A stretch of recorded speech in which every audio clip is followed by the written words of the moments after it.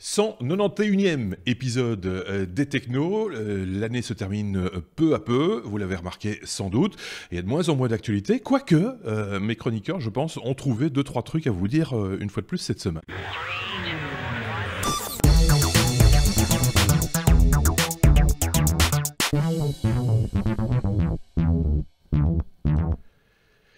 Des chroniqueurs qui, cette semaine, sont les suivants. Tenez, de ce côté-ci, Benoît, de l'autre côté, Bruno, les to-be techno. Nous les appellerons comme ça. Ça fait un moment qu'on n'a pas vu Benoît, toujours en pleine forme, évidemment. Ouais, Bruno, ça fait moins longtemps qu'on ne t'avait pas vu, 2-3 semaines, je pense, quelque chose comme ça. Oui. Quand je disais qu'il y avait moins d'actualité que les semaines précédentes, c'est vrai qu'il y a toujours au mois de décembre, comme ça, une espèce de tassement en termes d'actualité grand public, on va dire, technologique. Heureusement, nos chroniqueurs sont curieux de tout, et c'est ça qui fait aussi le charme des technos, c'est qu'ils nous amènent des actualités technologiques auxquelles de temps en temps, on ne s'attend pas, ou voilà, des choses qui, eux, les ont intéressés cette semaine, sur lesquelles ils ont tilté, se sont dit, tiens, ça j'ai envie de partager avec la communauté des technos. C'est la raison aussi pour laquelle on ne parle pas nécessairement de toutes les technologies ou de toutes les news technologiques. Elles sont choisies, tout à fait délibérément par, ce coup-ci, ces deux gaillards, les to be techno, comme on dit. Aussi. Et donc, courrier des auditeurs, il y a eu plein de courriers, il y a eu plein de gens qui nous ont écrit, il y a eu des réponses qui ont été faites, il y avait des fois pas nécessairement des raisons de répondre quoi que ce soit, c'était juste un petit coucou sympathique. C'est toujours appréciable et on aime beaucoup, donc n'hésitez pas à réitérer vos commentaires quand vous le voulez, que ce soit sur la chaîne YouTube ou sur notre blog lestechno.be ou partout ailleurs si vous le désirez.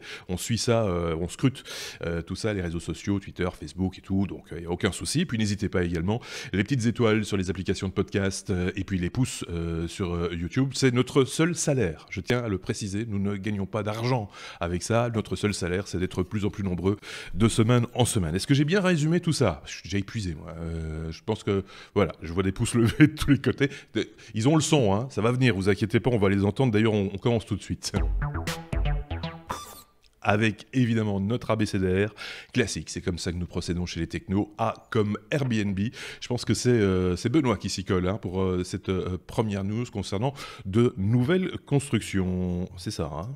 Voilà, tout à fait. C'est-à-dire qu'Airbnb annonce, ils ont une initiative qui s'appelle Backyard, et ils annoncent qu'ils vont maintenant concevoir des maisons.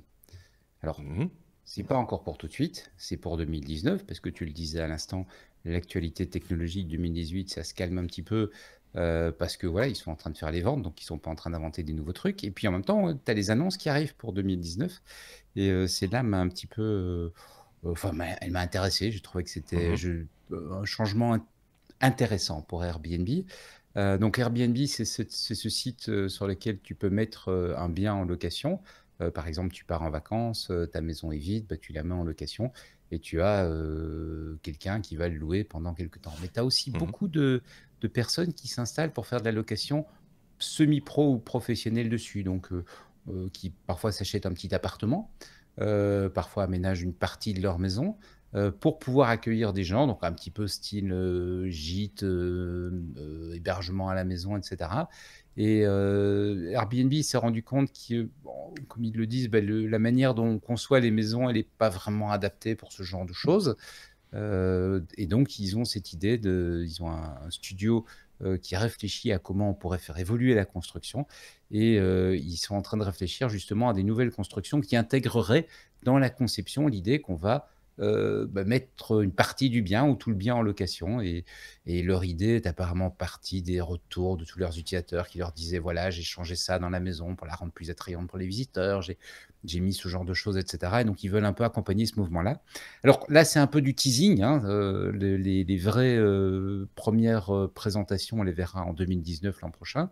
C'est un projet sur lequel ils travaillent depuis quand même un petit moment, puisqu'ils l'ont lancé. Le point de départ de la réflexion a commencé en 2016, donc il y a 2 ans. Ils ont bossé avec une espèce de premier petit proto il y a quelques qu'ils avaient présenté, je pense, fin 2017. Et puis là, maintenant, ils viennent avec apparemment quelque chose qui s'annonce comme étant une grosse reconception de la maison. Moi, je suis assez curieux. Bah oui. On le sait, Oui, on le sait. C'est toujours assez curieux. C'est vrai que ça pose plein de questions. Le concept Airbnb, on sait bien que c'est assez inégal d'un pays à l'autre. Je permets juste cette parenthèse un petit peu particulière, c'est que sous nos latitudes, on a toujours tendance à penser que dès qu'il s'agit de gagner un petit peu d'argent, ça devient un métier, et qu'on voit que de plus en plus de gens aménagent des maisons spécifiquement pour faire du Airbnb, alors que le point de départ, c'est peut-être plus l'aîné part faire ses études à l'étranger ou à l'université, on a une chambre de libre, on va la mettre à disposition peut-être de quelqu'un d'autre qui serait de passage en vacances. C'est un peu ça le principe de Airbnb au tout départ. Et puis on se rend compte que, par exemple en Belgique, même ou en Allemagne ou en France, des gens ont construit des maisons pour en faire des espèces d'hôtels, en fait, qui rentrent dans le concept d'Airbnb, mais qui sortent un petit peu de la philosophie de départ, on va dire. Et ça embête pas mal le secteur de l'hôtellerie. Ici, c'est pas cette démarche-là, si je comprends bien, Benoît. Il n'est pas question de construire des hôtels. Non, c'est pas de construire des hôtels, c'est bien une maison qui serait adaptée, compatible Airbnb quelque part, mais c'est un petit peu quand même pour répondre à ces critiques qu'on exprime contre Airbnb, parce que un des points sur lesquels on les critique fort, c'est de dire oui, mais en fait, vous créez une pression immobilière. Tu as des zones où l'habitat est déjà cher, des villes touristiques, etc., où l'habitat est déjà cher, et en fait, parce que tu as des appartements qui sont transformés en pseudo-hôtels, gîtes, etc., tu as moins d'appartements et donc c'est plus cher pour se loger, c'est plus cher pour louer. Et donc ils essayent, tu vois, je ne sais pas s'ils essaient de se racheter une conscience ou s'il y a vraiment une démarche derrière d'être un petit peu proactif et de chercher vraiment des solutions, mais voilà, c'est l'intention de leur initiative Backyard. Je me demande si eux, leur intérêt chez Airbnb, c'est pas plutôt d'avoir énormément de gens, beaucoup de monde qui ont de petits logements, enfin de petites unités de logement, plutôt que peu de logeurs, entre guillemets, qui ont chacun beaucoup de chambres à louer. Tu vois ce que je veux dire? C'est d'avoir plus d'unités, quoi, à disposition de leur clientèle. Je pense, en termes d'offres, ça se justifierait, de diversité d'offres, etc. Ça serait assez cohérent, quoi. Enfin voilà, une découverte, on va voir ce que ça va donner. C'est très culturel ces choses-là, hein. Tu vois, cette année, sûr, on est allé en vacances en Écosse, et là-bas en Écosse, c'est très culturel d'avoir, je veux dire, ça se fait beaucoup, d'avoir une chambre ou deux chambres dans laquelle on reçoit, parce qu'il y avait un secteur hôtelier qui n'était pas très développé, et donc justement, tu avais vraiment le B&B, comme on appelle ça, oui, où c'est ça, tu loges chez l'habitant. Le bed and breakfast, tout le monde a connu ça en allant à Londres, enfin en Angleterre de manière générale. C'est vraiment la solution pas chère pour voyager en Grande-Bretagne, soyons clairs. Et c'est de là que vient sans doute la philosophie ou le point de départ d'Airbnb aussi. Il faut pas, voilà. Mais c'est culturel, comme on le disait. Effectivement, c'est des choses qu'on rencontre pas partout, et donc tout le monde l'interprète pas nécessairement de la même manière. Merci pour cette news. La lettre B comme Black Friday, on en a énormément parlé la semaine dernière. On a parlé d'abord du Black Friday, puis après on a parlé du Cyber Monday. Enfin, chaque jour a un petit peu son emblème, on va dire. Record battu en tout cas pour ces 2 journées chez PayPal. Record de vente, on l'imagine. Bruno. C'est l'autre. C'est l'autre, effectivement. Oui, c'est la news AB, mais c'est pas Benoît, c'est Bruno. Donc voilà. Effectivement, oui, tout le monde l'a constaté, l'a reporté qu'il y a eu des records d'année en année. Et là, effectivement, c'est PayPal qui a donné les derniers chiffres. Historiquement, c'était toujours, là, on parle clairement de vente en ligne, c'est clair. Et en plus, ils vont même spécifier que c'est des records battus sur les paiements par mobile. Donc là, c'est quand même une différence. Donc, historiquement, c'est le Cyber Monday qui était la journée aux États-Unis où les gens achetaient sur Internet parce qu'ils étaient à nouveau au bureau. Et donc, ils s'en mettaient un petit peu, ils avaient encore un petit peu la gueule de bois. Et donc là, ils profitaient pour faire tous leurs achats en ligne. Cette année, c'est la première fois que le Black Friday en ligne a généré le même chiffre, plus ou moins.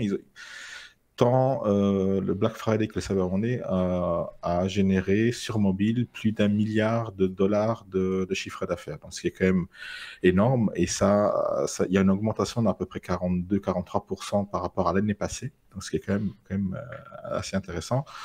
Et en plus, on constate qu'il y a un décalage sur les ventes. Donc, il n'y a plus que ces 2 jours-là qui était au début un jour, mais il y a tout le week-end qui est devenu un peu voilà, le week-end des promotions et beaucoup de boîtes comme Amazon font même toute la semaine, voire Amazon a fait cette année 12 jours de promotion Black Friday. Donc voilà, bientôt ça sera tout le mois et puis ça va continuer jusqu'à Noël et puis il y aura les soldes et puis ça sera 12 mois sur 12 où il y aura des promotions. Voilà.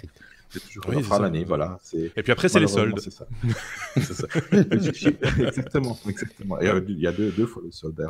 Et chiffre intéressant, c'est que donc entre Thanksgiving et le Cyber Monday, il y a eu en moyenne $22 000 par seconde qui ont été traités par PayPal. Donc, je vous laisse faire la petite calculette, hein, parce qu'aussi au niveau des fees que PayPal engendre, c'est quand même assez juste phénoménal. Dont plus de $11 000 par seconde sur mobile. Donc on est presque à la moitié du chiffre sur mobile. Donc les gens vont vraiment faire leurs achats sur leur mobile, sur un petit écran, et ont le pouce lourd pour appuyer sur PayPal pour acheter. L'achat compulsif, il s'agit de ça, hein, je pense en tout cas, enfin ces 2 jours-là, ou cette période particulière, il y a quand même c'est beaucoup de marketing évidemment, et le reproche qu'on peut faire de ces journées-là, c'est qu'on dit souvent que c'est de l'achat compulsif, quoi. Voilà, j'ai pas nécessairement besoin de ce truc, mais je vais l'acheter quand même parce que ça paraît pas cher. J'ai bien ça. Parce que c'est en promo, parce que c'est à 50% réduit, voilà, effectivement. Et on vous le met comme ça sous le nez. Voilà. Je pense qu'on a tous fait des achats, mais on profite déjà pour faire des achats de Noël au Black Friday. Moi, je connais beaucoup de gens. Voilà, donc, c'est vrai qu'il y a des gens qui pensent à ça et qui se disent tiens, c'est l'opportunité d'avoir des cadeaux pas chers pour les amis. Pourquoi pas? Parce que c'est vrai. Mais en même temps, les produits qui sont proposés sont orientés aussi de cette manière-là. Hein. Il faut pas se faire beaucoup d'illusions. Quand on voit ce que c'est comme produit, souvent, c'est des produits qu'on achète rarement pour soi-même, qu'on achète pour offrir. Souvent. Donc voilà. Ça dépend aussi de l'enseigne. C'est l'origine c'est l'origine du Black Friday, c'était de commencer les courses de Noël. Oui, c'est ça. Ça donne le coup d'envoi après Thanksgiving. C'est hop là, on va commencer à dépenser des sous. Et l'autre reproche qu'on peut en faire aussi, en tout cas en ce qui concerne la vente en ligne, c'est que ça aurait quand même, paraît-il, une empreinte écologique certaine, puisqu'il faut transporter ces marchandises après jusque chez les personnes qui les ont achetées, et que donc du coup ça fait plus de véhicules sur les routes, par exemple. Voilà, c'est un commentaire que j'ai vu circuler et qui est pas qu'à un seul endroit, donc on peut l'entendre aussi peut-être. Il n'y a pas de chiffre, hein, ceci dit, il n'y a rien qui étaye ça, quoi. Parce que les marchandises doivent aller dans les magasins aussi. Donc, oui, c'est ça. C'est exactement la même chose, mais bon, voilà, on ne peut pas empêcher les gens d'y penser. Hein. C'est aussi ça l'idée. Donc voilà, ça a bien marché. Il y a des gens qui se sont fait des pépettes pendant ces jours-là. Tant mieux. Benoît voulait rajouter un truc, peut-être. Par contre, ceux qui ont bien explosé le coup, c'est Bipost. Hein. Parce que comme on sortait de leur grève... Oui, c'est ça. Bipost en Belgique, la Poste pour la France, c'est notre poste national qui se sont fait exploser parce qu'effectivement, ils sortaient d'une période de grève, voilà, des problèmes, des petits combats sociaux à mener en période de fin d'année, hein, et puis voilà, du coup, saturation à un moment donné. Et moi, j'ai pas eu trop de problèmes. Je me suis fait livrer des trucs quand même, c'est passé, mais je reconnais qu'ils attendent encore leur colis, hein, donc j'espère pour eux que ça arrivera avant Noël, parce que pour Saint-Nicolas, c'est foutu. Lettre E dans cet épisode 191, E comme Edge. Edge remplacé par le moteur Chromium prochainement. C'est en tout cas ce que Microsoft, c'est ce qu'on suspecte du côté de chez Microsoft, Benoît. Effectivement, en fait, tu as résumé l'essentiel de la news. Hein. Donc, il y a une rumeur assez forte qui s'installe, disant que Microsoft, le moteur Edge HTML, qui est le moteur de rendu qu'équipe Edge, a encore pas mal de problèmes de maturité et pas très très supporté. Donc, ce qui ajoute évidemment à ces problèmes de maturité, parce que quand on conçoit un site web, on le teste sur les principaux navigateurs et il n'y a pas encore tellement de gens qui testent sur Edge. Et donc, quand il y a un défaut, il ne le signale pas à Microsoft, c'est que Microsoft ne corrige pas.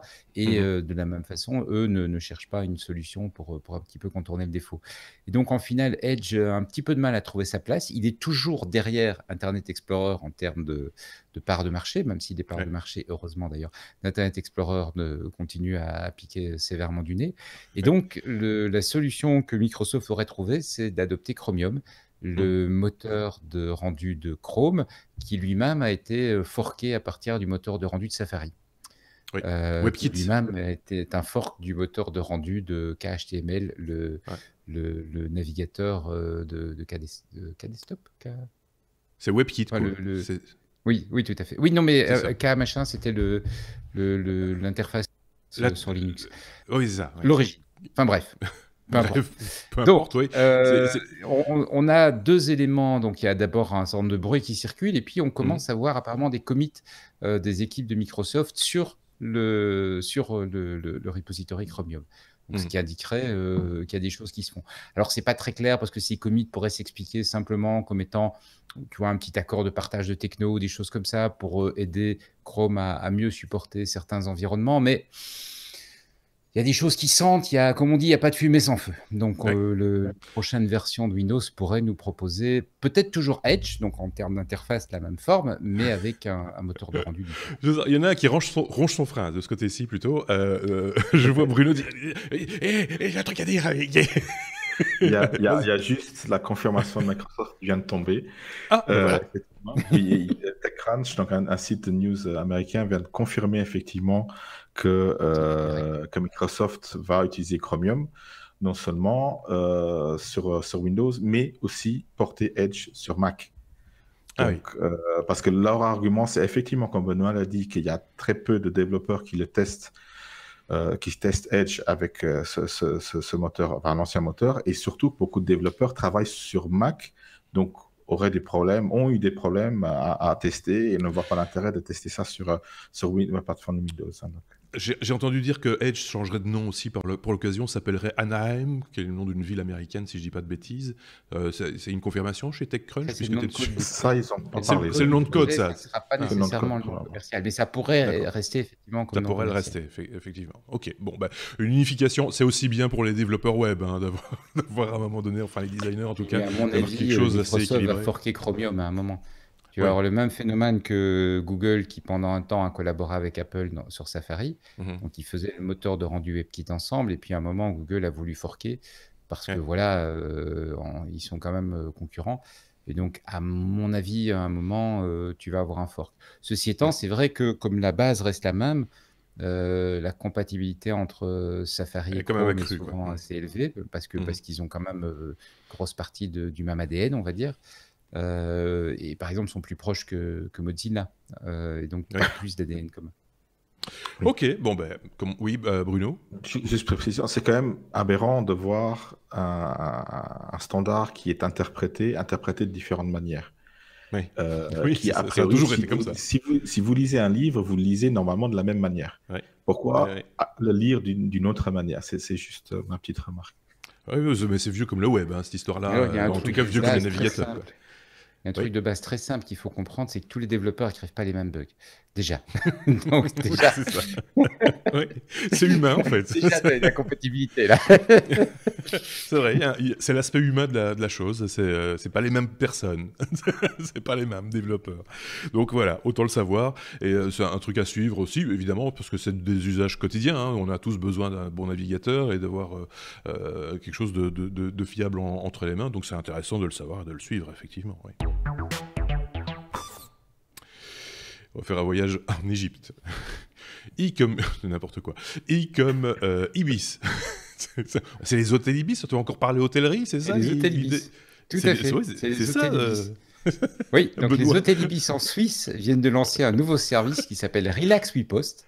D'accord. Et l'idée, c'est que tu as un spécialiste des médias sociaux. Attends, je vais retrouver le nom qui lui donne un social media sitter. Donc, comme il y a le babysitter qui surveille les mômes, c'est le truc qui surveille ton média social.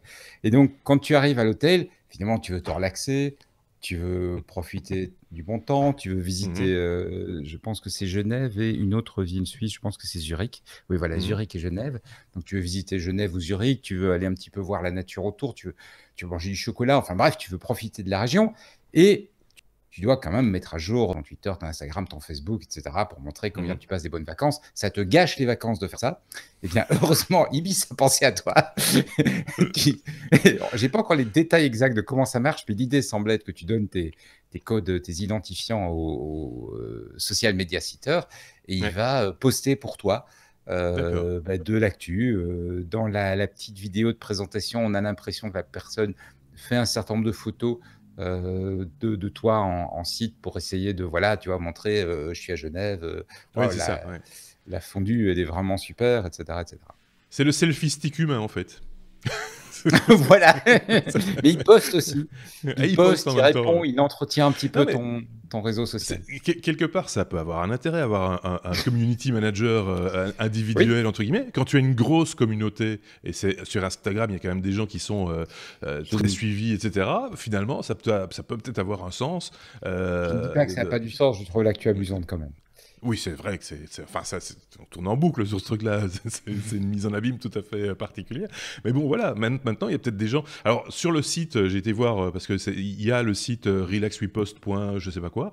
Ils disent quand même très précisément qu'ils ne sont pas liés à Instagram, ils n'ont pas de contrat précis avec Instagram, que voilà, c'est juste une opération qu'ils font et qui se sert des réseaux sociaux, dont Instagram. Donc, il n'y a pas de relation directe entre la plateforme de réseaux sociaux et le réseau social et eux-mêmes.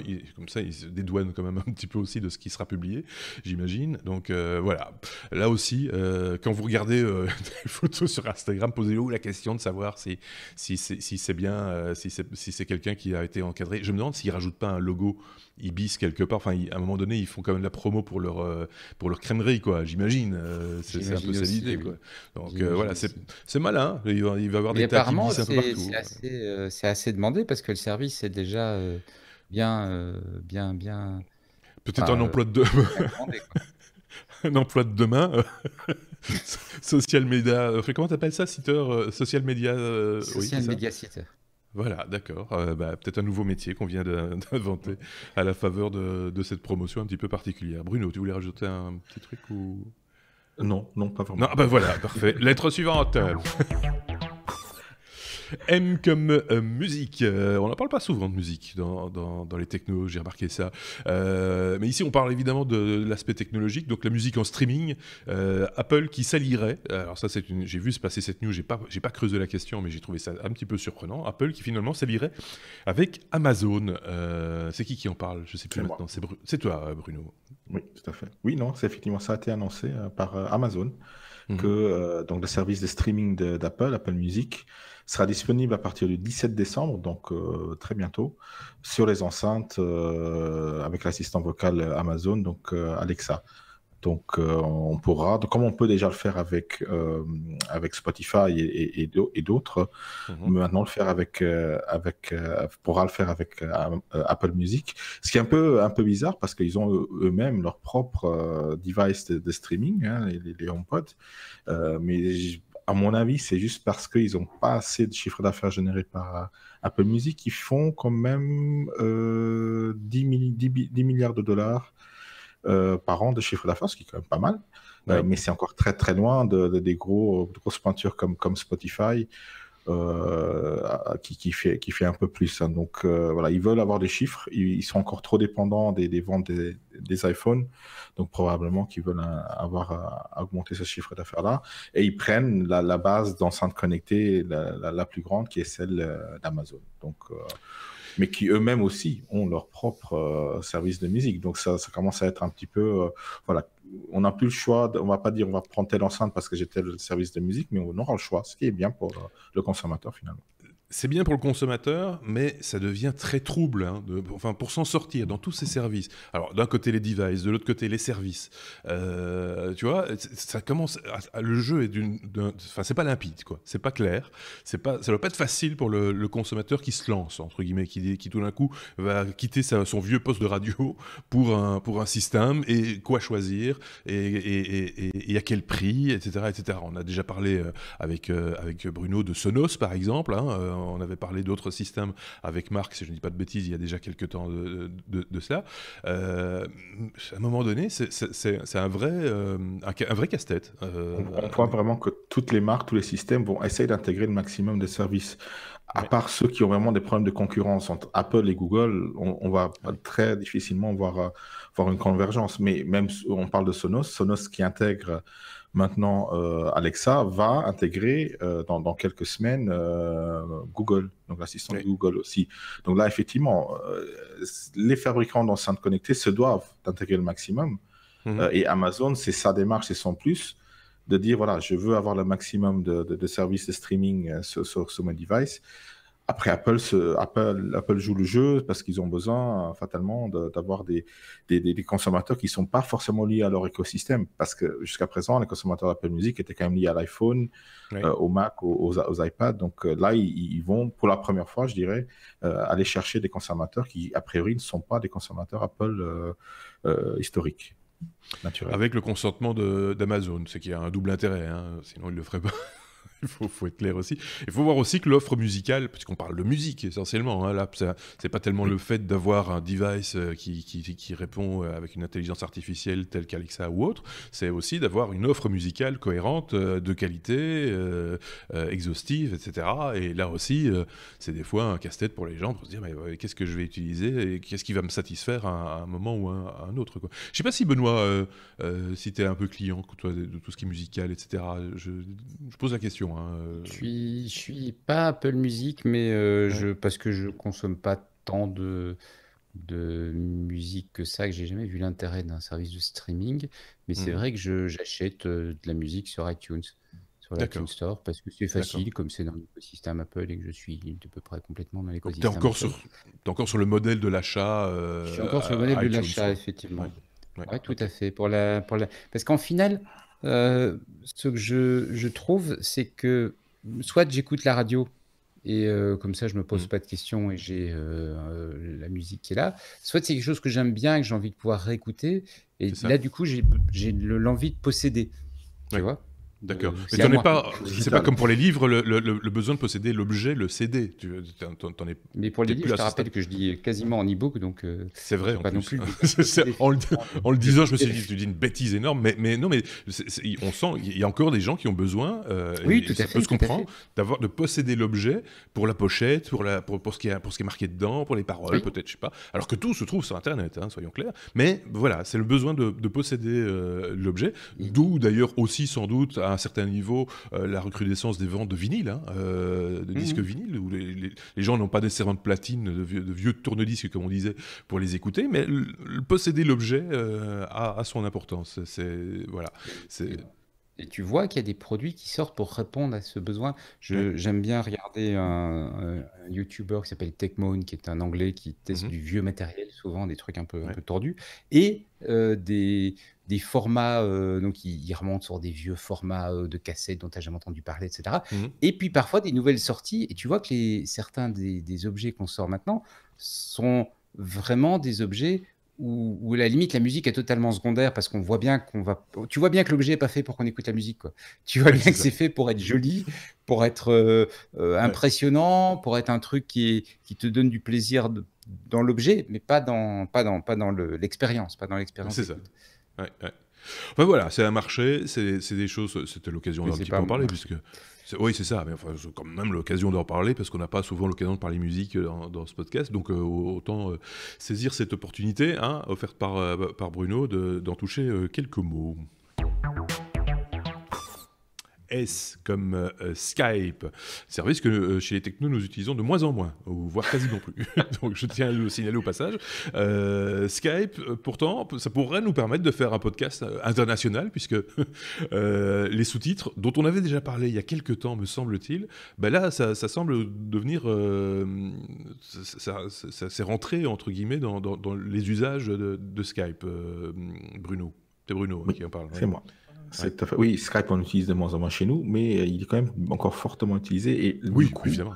Cette news m'a bien intéressé parce que y a deux aspects qui sont intéressants.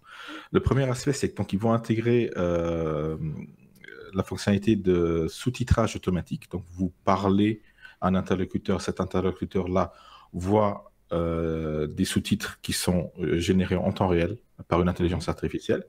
Non seulement c'est généré en temps réel, mais suivant le contexte, au fur et à mesure que vous parlez, il va corriger éventuellement des sous-titres qui ont été faits avant. Alors, vous me direz quel est l'intérêt? En fait, ils vont aussi rajouter la fonctionnalité de pouvoir scroller, de pouvoir naviguer dans tout ce qu'a dit votre interlocuteur en texte. Ah oui, d'accord. Ça, c'est déjà très intéressant parce que l'intelligence artificielle va affiner les transcriptions en temps réel qui sont peut-être pas forcément toujours exactes parce qu'un mot peut être...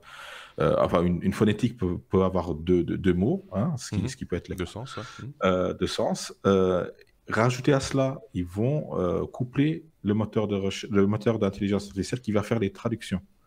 Donc en fait, quand quelqu'un va vous parler en allemand, mais je dis en allemand, moi je pourrais être autre chose, vous allez pouvoir voir. Ah non, pardon. Je dis vous allez pouvoir voir les sous-titres en français ou dans une autre langue que vous choisissez. Et ça, du coup, ça devient un traducteur universel, instantané. Donc Skype va plus loin que Skype, en fait. Oui, c'est ça. Mais en plus, Skype, on va pouvoir l'utiliser de visu, en fait. Parce que si on peut l'utiliser à distance, bah, du coup, et que ça fonctionne bien, on peut l'utiliser aussi, se parler avec Skype en main, mais être dans la même pièce. Ça peut avoir son intérêt aussi, quoi. Alors, oui, effectivement, pour draguer à distance... C'est bien aussi. Oui, c'est là que ça m'intéresse. Voilà, effectivement. Voilà. ou pas à distance. Voilà, quand on rencontre un étranger, une étrangère, peu importe, on pourra communiquer avec. Mais de visu, effectivement. Espérons que ça va être au point, parce qu'après, il y aura certainement des gros problèmes pour la drague, ça c'est clair. D'autres choses, ça ira. Et en fait, c'est une fonctionnalité qui va être lancée dans les prochains jours directement. Après, ça dépendra un petit peu de votre région, où ça sera lancé effectivement, mais dans les prochaines semaines, vous devrez pouvoir le faire. Donc, c'est une occasion de réutiliser Skype si vous avez laissé tomber Skype. Donc, je pense que ça va être intéressant. Et Microsoft, donc, qui est le propriétaire de Skype, va intégrer cette technologie-là dans d'autres produits. Donc, il parle déjà de PowerPoint qui intégrerait cette fonctionnalité-là, donc de probablement enregistrer la voix du présentateur et donc avoir des sous-titres automatiques dans la présentation PowerPoint, qui a tout à fait un sens pour une audience multilingue. PowerPoint n'a aucun sens. Non, ça, tout à fait. Les présentations. Déjà qu'on parle de la mort par PowerPoint, l'assassinat par PowerPoint. Il rajoute des choses comme ça fait peur. Hein. Non, là je suis désolé, mais ça ne va pas aller. Mais non, moi je trouve ça tout à fait magique. Et c'est vrai qu'on a beaucoup critiqué, par exemple, Google et Yahoo, la traduction automatique, les sous-titres automatiques, etc. Moi, je trouve quand même que, bon, ça reste très aléatoire, mais de temps en temps, il y a des espèces de fulgurances comme ça. On se dit, putain, la machine a compris l'essence de ce qui a été dit, la phrase est cohérente, il n'y a pas de faute d'orthographe, c'est juste génial. Et ça, il y a encore un an, on en était quand même fort loin. Hein. Donc, ça évolue, et plus il y a des trucs à traduire, j'imagine, c'est ça aussi le machine learning, c'est qu'à un moment donné, plus il y a de trucs à traduire, plus la machine apprend, plus les traductions sont précises. Donc, faisons traduire un maximum de trucs, quoi. Ça ira d'autant mieux. Mais sur Skype, moi, je trouve ça quand même...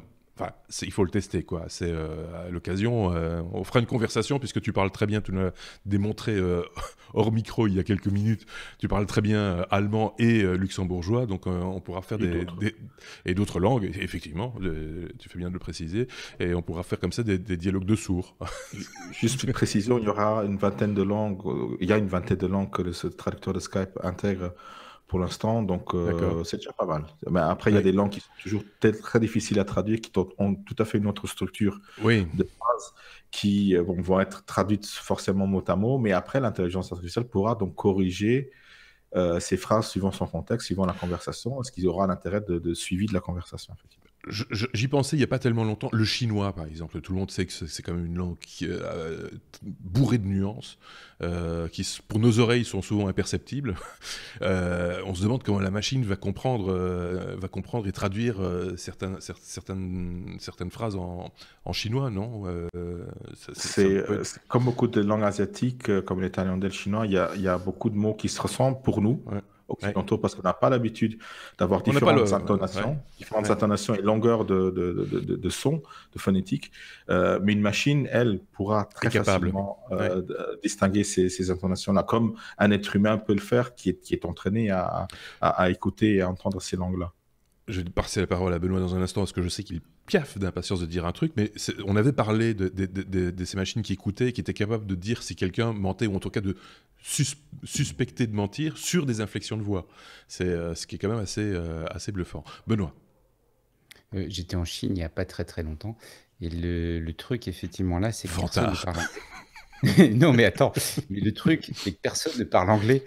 Alors, du coup, c'est l'enfer. Tu es dans un Ouais. restaurant, tu veux commander, et alors, ils ont heureusement tous une petite application sur leur téléphone sur lesquelles ils tapent en chinois ce qu'ils veulent te dire et ça te le met en anglais en dessous. Ben oui. Sinon, c'est la mort. Voilà, Mais restaurant. par rapport Ouais, ouais. à ce genre de voyage, justement, ce genre de pays, c'est vrai que, et notamment pour tout ce qui va être, tu vois, travaux avec des gens comme ça, hein, multilingues, dans des groupes multilingues, c'est vrai qu'aujourd'hui, c'est peut-être pas encore assez précis, assez correct pour bien fonctionner. On a déjà des situations où tu as des gens qui se croient insultés alors qu'il n'y a pas de bon. Donc, il faut être prudent parfois dans des espaces multilingues, mais je pense que si on se projette dans 5-10 ans, ça va être extraordinaire. Bon, il n'y aura plus beaucoup de traducteurs. Les gens qui ont fait ce métier-là vont peut-être devoir se recycler. Mais par contre, je pense que on ça aura va être peut-être encore besoin extraordinaire. d'interprètes, par contre. Les interprètes, à mon avis, ont encore de beaux jours devant eux. Si c'est juste faire de la traduction bête et méchante, je pense que là, effectivement, c'est un peu compromis. Mais l'interprétation, avec toutes les nuances qui vont avec, ou la spécialité, les technologies, le droit, la médecine et des choses du genre, là, je pense qu'on va encore avoir besoin de gens qui s'y connaissent pendant un bout de temps, je crois. Enfin, c'est une opinion tout à fait personnelle. Et Je voulais dire je un sais truc, pas mais si j'ai oublié. Mais oui, tu vas-y. regardes tu commences à avoir des sites de vente en ligne qui commencent à proposer des traductions automatiques Oui. et c'est pas parfait. Tu vois que la Alors, traduction est automatique, mais tu comprends on la comprend le sens. description de Ouais. l'objet et du Ouais. coup, tu te retrouves déjà dans une situation où tu as des petites boutiques locales qui n'auraient pas la capacité d'aller toucher beaucoup de marchés, qui Bien sûr. brusquement peuvent aller toucher plus de marchés. Donc c'est Ouais. Non, la non seulement mondialisation on comprend le sens, au et carré. il y a pas de, on comprend le sens de la traduction, même si c'est pas du français parfait ou de l'anglais parfait, ou ça dépend dans quoi on l'a traduit, mais il y a le sens, et on sait qu'il n'y a pas de contresens possible. Tu vois, il n'y a pas de Oui. doute sur ce qui est exprimé. C'est ça aussi. Ce que je voulais dire, c'est que, je sais pas si vous vous rappelez, mais à la Coupe du Monde, alors on n'est pas très foot, hein, chez les technos, il faut bien le dire, enfin pas tous en tout cas, mais lors d'une conférence de presse, lors de la Coupe du Monde, un journaliste espagnol a posé une question en anglais via son traducteur à un entraîneur ou un coach ou un joueur, je ne sais pas. Et c'était la première fois pendant une conférence de presse. Il était filmé et on a gardé sa question qui n'avait pas beaucoup d'intérêt sportif ou même journalistique. Mais tout le monde en a parlé et tout le monde l'a filmé et montré. Regardez, un journaliste a posé une question dans une langue qu'il ne connaît pas. Et c'est vraiment, voilà, c'est un signe des temps, quoi. Je pense que ça va se répéter à l'envi. On y est très proche, effectivement. On passe à la suite. La lettre V, comme Vélib, même si j'ai bien compris, c'est pas vraiment les Vélib parisiens dont Non, on c'est va pas parler. les Vélib, les Vélib. Ouais, c'est ça. C'est le vélo partagé, Le mot quoi. générique. Voilà, c'est ça. tout à fait. C'est devenu un mot générique, effectivement. Parce que même à Bruxelles, on finit par les appeler Vélib. J'ai remarqué ça, il y a des gens qui disent « Tiens, t'as pris un Vélib », alors que je sais même pas comment ça s'appelle à Bruxelles. Bib, non? Ou je sais pas. Vélib. Bref, on dit Vélib. On prend un vélo.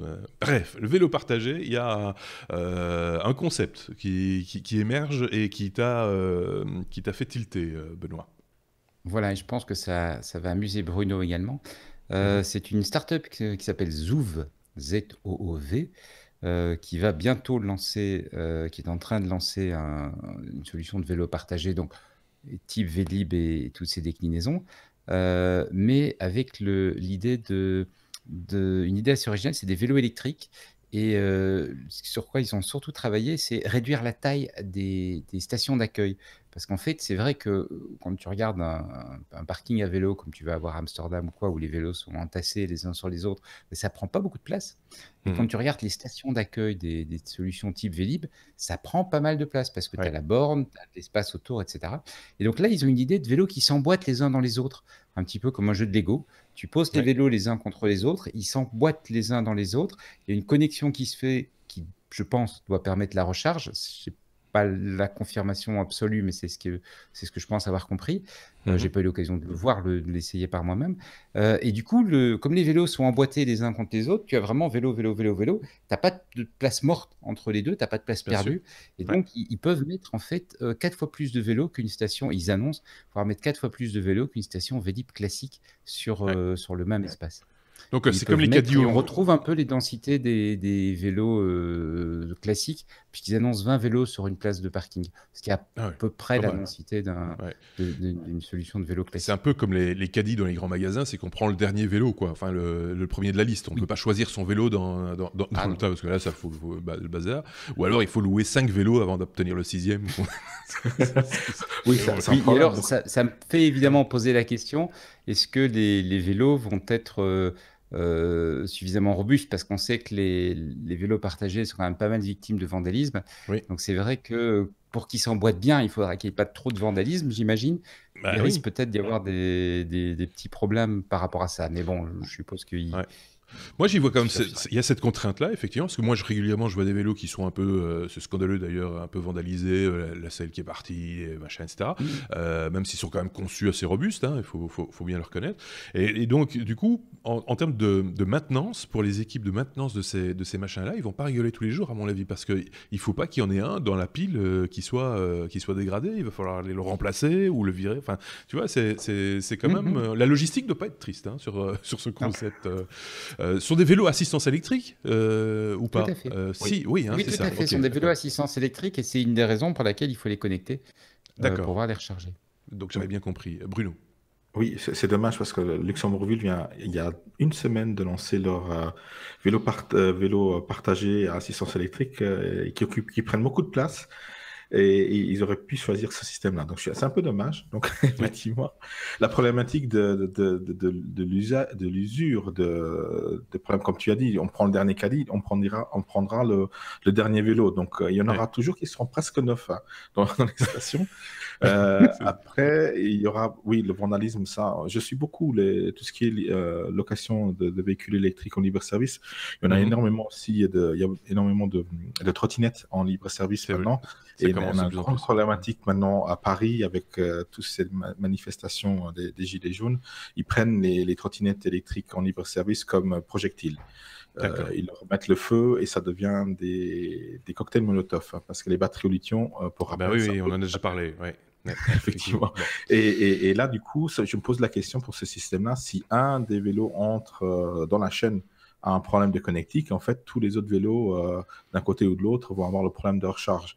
L'idée est bonne, mais il faut que les vélos soient en parfait état. Après, c'est des systèmes qui sont généralement sous contrat de maintenance, donc ils peuvent réguler ça assez facilement. Donc, mais c'est une bonne idée, et regardez pour ceux qui peuvent suivre le lien, les images, c'est quand même une très très bonne idée, et il en faudrait plus. Voilà. Zouv.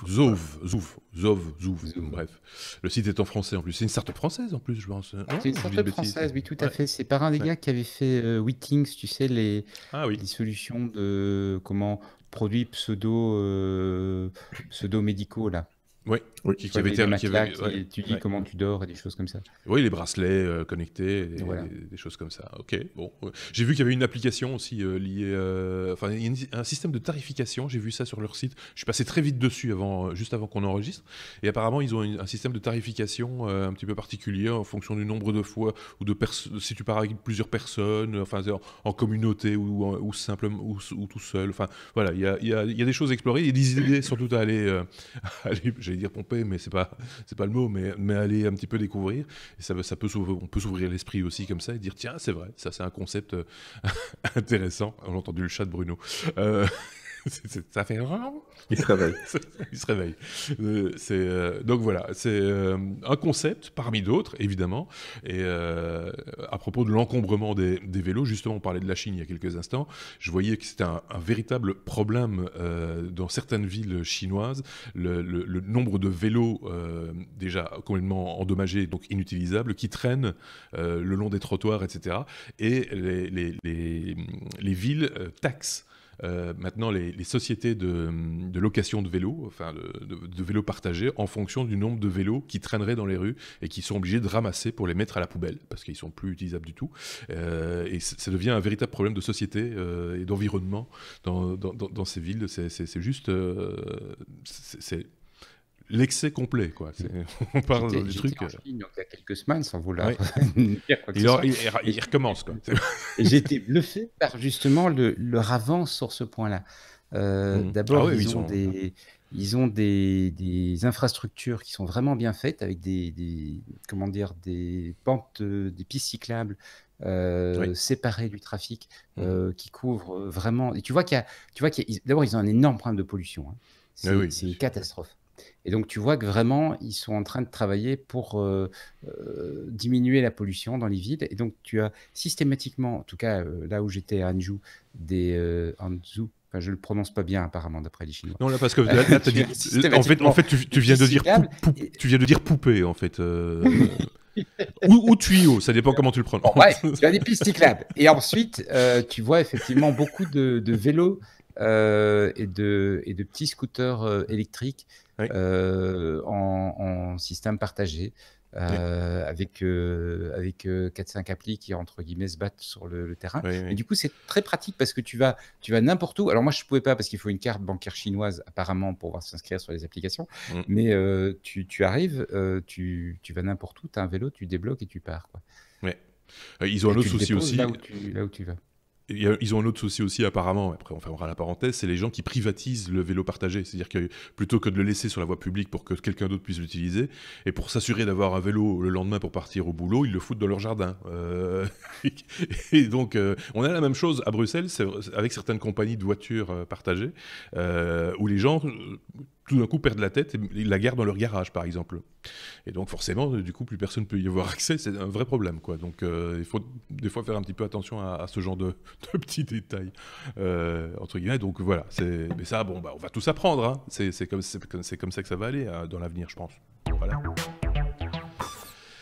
Lettre V encore, comme Vivo. On va parler. Alors ça, je sais pas du tout. Je connais pas le sujet. J'ai pas suivi. J'ai pas regardé. Je veux qu'on m'explique cette histoire de écran à selfie. C'est qui parle de ça?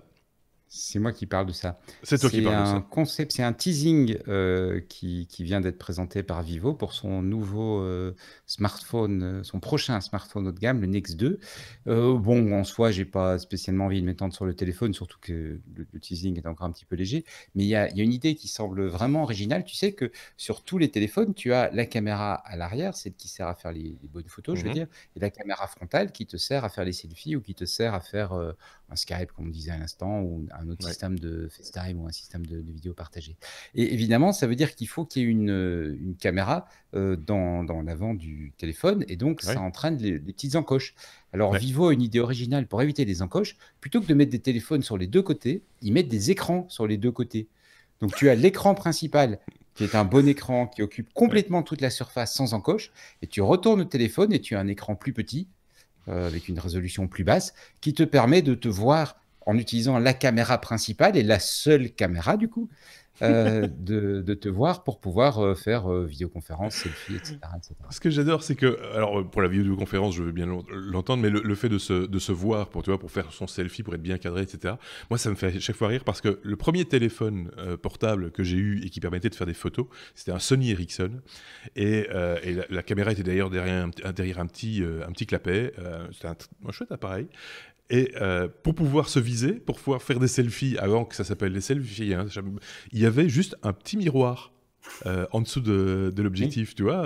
Et donc, simplement avec des bons yeux, pas les miens en l'occurrence, tu pouvais comme ça savoir si tu te cadrais correctement. Je trouvais ça plutôt malin. On a complètement laissé tomber cette histoire de petit miroir. On fait des écrans maintenant, c'est dingue. C'est ce que j'ai appris récemment, pour rester sur le même sujet, mais quand même un petit peu dévié, c'est que les rétroviseurs dans les voitures ne seraient bientôt plus obligatoires selon le code de la route. Parce qu'on va les remplacer par des caméras. C'est des trucs complètement fous, quoi. Bruno. Oui, c'est pas les seuls. On avait déjà parlé d'ailleurs il y a 3-4 semaines. Il y a la marque ZTE qui fait les séries Nubia, qui a exactement la même approche. Donc des différentes approches pour justement éviter les encoches, les notches sur la face. Avant, il y a des systèmes de slide, des systèmes de double écran. Donc, à voir laquelle de ces technologies-là va se répandre. Et pour contrer ton idée de miroir, vas-y pour faire un selfie avec un téléphone avec un miroir dans le noir. Pas faux. En même temps, quel est l'intérêt de faire un selfie dans le noir? Dans l'obscurité, on va dire. Hein. Dans une pièce, tu vois, où tu manges, ou un théâtre, ou un truc comme ça, quoi. Tu manges, t'as de la lumière, c'est vrai. Mais bon, un théâtre, ou un truc comme ça, voilà. Tu fais des selfies dans les théâtres, toi. Enfin, je sais pas, c'est original. Oui, c'est comme ça, on se souvient qu'on y était. Ah oui, bien sûr. Bon, ça fait longtemps que j'ai pas été voir ton compte Facebook. Moi, je vais. Ah, mais je ne publie pas. Hein. Ah, c'est ça. Tu les fais, mais tu ne les publies pas. C'est des photos de famille. Oui, c'est ça. Rappelle-toi, on s'est pris en photo. Oui, c'est toi. C'est vrai. Genre de truc intéressant. Pourquoi pas? C'est un concept. La lettre X. Bon, X comme Xiaomi. Pourquoi bon? C'est parce que c'est un problème. On a un problème d'ordre, mais c'est pas grave, c'est logique. Mais non, parce que le W c'est après, c'est le oui mais non. Oui, c'est ça, c'est normal. Chez nous, c'est normal, on va dire. Xiaomi, il y a des choses à dire de ce côté-là parce qu'il y a une alliance un petit peu inattendue. C'est pas une info de cette semaine-ci d'ailleurs. Mettre I comme Ikea, ça résolvait le problème. Hein. C'est pas faux. Parce que du coup, tu grilles mon lancement, ce qui est bien aussi. Ceci dit, c'est vrai que c'était une news qui est tombée au moment où on enregistrait la semaine passée, je pense, ou juste avant qu'on enregistre. En tout cas, c'est une news de la semaine passée, ça j'en suis sûr. C'est donc cette alliance entre I comme Ikea et X comme Xiaomi. Je l'ai mis à X parce que je voulais le mettre à X, voilà, juste pour vous embêter et pour le mettre avant le W qu'on a l'habitude de mettre à la fin. Et pour faire du putaclic sur le X aussi. On a un X. X, une vidéo de... On passe au W ou pas? Pas tout de suite, on va épuiser le sujet d'abord. Non, parce que moi j'aime bien Xiaomi parce que c'est un des grands noms, tout comme Vivo, la lettre qu'on a eue avant. On oublie, on connaît pas très bien la marque Vivo, mais Vivo c'est parmi les 5 meilleurs vendeurs de smartphones mondiaux. Et Xiaomi est un d'entre eux aussi, mais ils font beaucoup d'autres choses. Xiaomi, ils font des trottinettes électriques, ils font des objets connectés, ils font des lampes connectées. Et c'est justement sur ce point-là que ça intéresse Ikea, qui ont eux-mêmes leurs propres lampes connectées ou pseudo-connectées, et donc ils ont besoin d'avoir un aura un peu plus important. Donc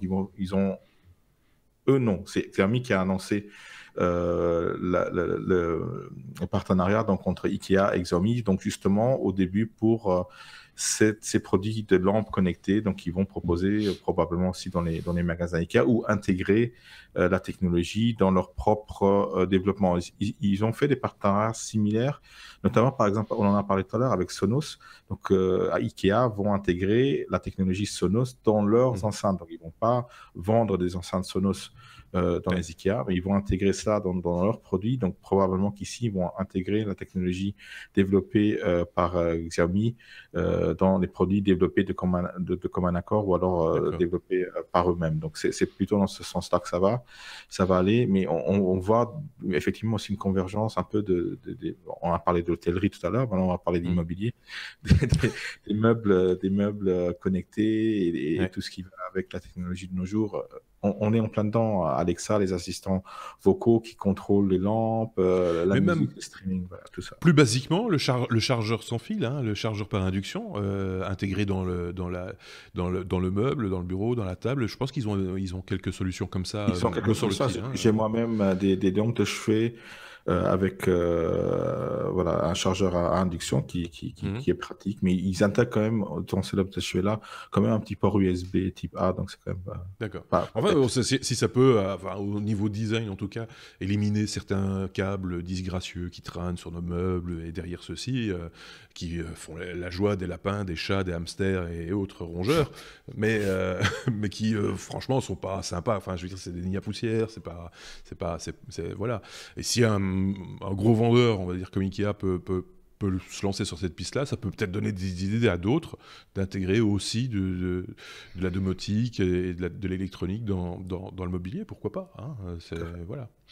Bonne idée, enfin voilà, à suivre évidemment, à voir ce que ça va donner, mais pourquoi pas, autant le savoir. Je sais pas, Benoît, vous le réagir?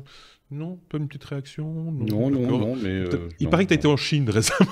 Ils sont très forts. Rien, méchant avec moi. Oui mais non, c'est la dernière lettre.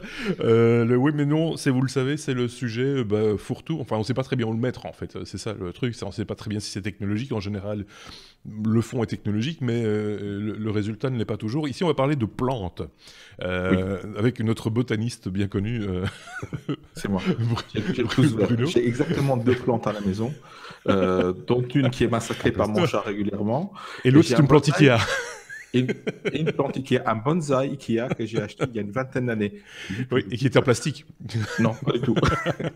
Non, mais justement, c'est un projet qui a été développé par le MIT. Ça s'appelle Elowan. Oui, un nom bien... pas américain, mais bon, soit. Ouais. C'est un proof of concept, donc c'est pas un vrai produit qu'ils ont développé. C'est un prototype qui n'est pas du tout ce que vous pensez être. Donc en fait, ceux qui vont suivre le lien, ils vont voir une plante qui est sur un chariot motorisé et 2 lampes de chaque côté. Donc vous allez dire, oui, vous allez voir la vidéo peut-être, le chariot va se balader vers la lampe qui est allumée. D'accord, c'est simple, on va intégrer des capteurs de lumière, c'est tout à fait technologique, rien ne voit tout ça. Non, c'est pas du tout ça le projet. Le projet est qu'ils ont intégré des capteurs, branché des capteurs à la plante qui va analyser les échanges chimiques que la plante a, les biorhythmes de la plante, et en fonction de ces retours-là, vont analyser quand la plante va avoir des besoins. Si la plante a besoin de lumière... Oui, non, mais c'est ça. Si la plante a besoin de manger, si la plante a besoin de lumière, ils vont aller diriger la plante vers un endroit où il y aura plus de luminosité. Et quand la plante décidera « Ah non, j'ai assez de lumière comme ça, je vais aller dans un endroit un peu plus sombre parce que j'ai envie de me reposer », le chariot va aller dans un endroit plus sombre. Alors voilà, je dirais... Oui. Pour le coup, c'est pas un vrai oui mais non. Parce que je trouve pas ça si débile que ça, en fait. C'est pas débile, c'est juste que je savais pas où mettre. Donc je l'ai mis à double. et moi, j'imagine... Là où est le oui mais non, moi, j'imagine l'application à des êtres humains. Ah oui, mais ça, c'est autre chose. Voilà, on met ça, on met des capteurs comme ça sur des êtres humains et on va faire leurs besoins sans que l'être humain ait besoin de dire quoi que ce soit. Popo. Pas besoin de le dire. Les capteurs vont savoir. Oui, il va le sentir. Oui, ça sera forcément à un moment donné. Ah, oui, c'est très intéressant comme projet, effectivement, parce que là, on est en train de faire un pont entre le biologique et le technologique, où on ne l'aurait peut-être pas fait. On aurait peut-être pensé une plante n'a pas de cerveau, mais a des besoins. Donc, on pourra aller très, très, très loin dans ce côté-là. Là, c'est les jardiniers qui, du coup, vont être au chômage. Donc, je suis désolé. Peut-être pas, mais c'est vrai que ce sont des recherches qui ont un intérêt, je trouve, pour le coup. Là, c'est une démonstration un peu rigolote du truc, mais pourquoi pas, effectivement, d'avoir un contrôle comme ça parce que ce sont des bons indicateurs aussi. Si une plante est en train de claquer parce que pas assez de lumière, pas assez d'eau, machin, etc., c'est peut-être qu'il y a d'autres effets de bord, d'autres problématiques, entre guillemets, environnementales, voilà, c'est un indice, quoi, de problématiques environnementales aussi, la santé des plantes. Les gens qui meurent, etc. pas, mais les plantes, oui. C'est pas grave. Mais de toute façon, les plantes, maintenant, elles vont devenir très intelligentes parce qu'elles auront le moyen de bouger. Parce que jusqu'à présent, les plantes ne faisaient pas en plus. Très rapidement. Peut-être que quand elles auront compris ça, elles vont inhiber certaines substances en disant « Si je fais ça, je vais aller vers la lumière. » Je me crispe. je perds une feuille, tu vois, et direction la lumière. Du coup, c'est les plantes carnivores aussi qui vont... c'est ça. Voilà. Donc voilà, un projet qui, nous, on s'en moque un petit peu, mais on devrait pas parce que je pense que, enfin, je sais pas ce qu'en pense Benoît, mais je trouve ça plutôt pas mal, franchement. Non ? J'ai juste pas compris à quoi ça sert. Ça sert au bien-être de la plante. De ta plante. Bon, ouais, il y a quelque part. Quoi, tu vas me dire que tu as deux plantes, c'est ça? Si elle avait voulu bouger, elle aurait eu des pieds comme tout le monde. Justement. C'est pas faux. En même temps, c'est de sa faute à la plante. Mais... Donc, bref, pour contrôler un petit peu comment les plantes fonctionnent, parce que jusqu'à présent... Déjà, t'as des plantes envahissantes, tu vois, dans les jardins. T'as déjà des mauvaises herbes qui arrivent, tout ça. T'imagines le truc? Les plantes rampantes, etc. Oui, c'est vrai. Les plantes grimpantes. Si en plus de ça, elles se mettent à parler et à se faire traduire dans toutes les langues, dont le chinois... Là, la boucle bonsaï, c'est bon. T'as pas fini. C'est plutôt japonais, bonsaï en l'occurrence. Bref, on est arrivé au bout de cet épisode 191, comme on dit, 191 si vous le préférez. C'était donc de ce côté-ci Benoît, voilà, et de ce côté-là Bruno. Vous les avez vus, hop, ils vont disparaître. Et on va les retrouver très prochainement. Peut-être pas cette année, quoique Bruno aussi, je crois. Si, Benoît, c'est moins sûr, je pense. Je ne sais pas si on a une intervention. Je ne sais plus, j'ai pas le planning en tête non plus. Mais on est déjà au mois de décembre, donc forcément, on se reverra en 2019 sans aucune difficulté. Merci en tout cas à vous de nous avoir écoutés. Merci de télécharger ce podcast, de visionner les vidéos sur YouTube. N'hésitez pas, une fois de plus, à mettre des pouces si vous en avez l'occasion, des étoiles, de partager tout ça avec vos amis si vous avez des amis. Parce que voilà, plus on est dessus, plus on s'amuse et plus on rit. Voilà, c'est comme ça. Qu'est-ce qu'il y a? Vous avez des amis? C'est bien. Oui, partagez ce podcast avec vos amis au lieu de rigoler bêtement, monsieur Pinto. On se dit à très très bientôt. Passez de bons moments, une très très bonne semaine. À très bientôt. Au revoir. Ouais, le bouton, c'est par là.